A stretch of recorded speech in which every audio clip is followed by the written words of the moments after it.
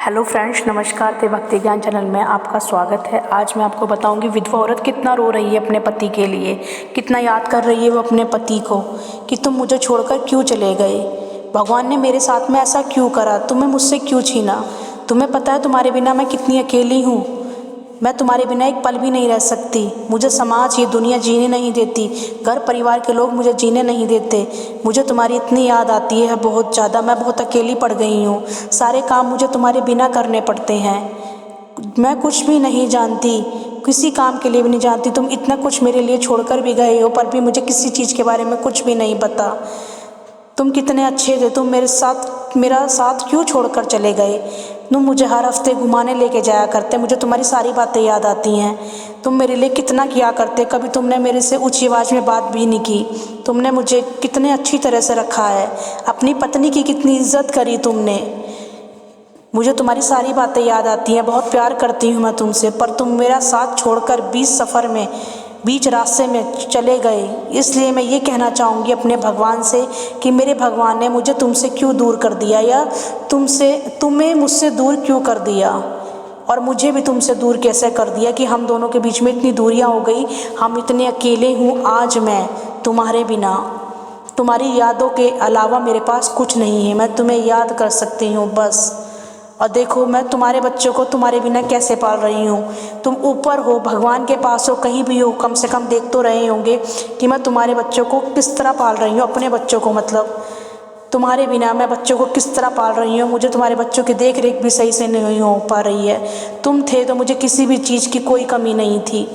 तुम्हारा साथ मेरे साथ था, और तुम अपने बच्चों को और मुझको कितनी अच्छी तरह से हमारी देख रेख कर रहे थे।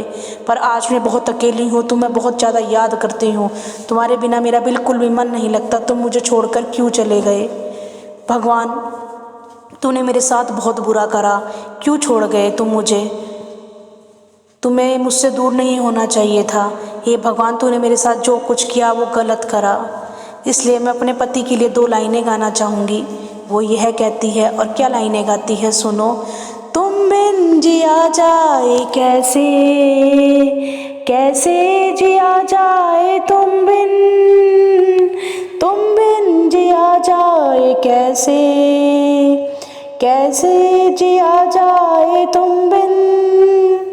सदियों से लंबी है रातें, सदियों से लंबे हुए दिन, सदियों से लंबी है रातें, सदियों से लंबे हुए दिन।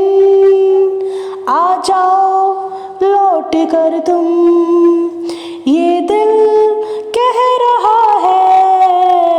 आ जाओ लौट कर तुम, ये दिल कह रहा है। तुम बिन जिया जाए कैसे, कैसे जिया जाए तुम बिन।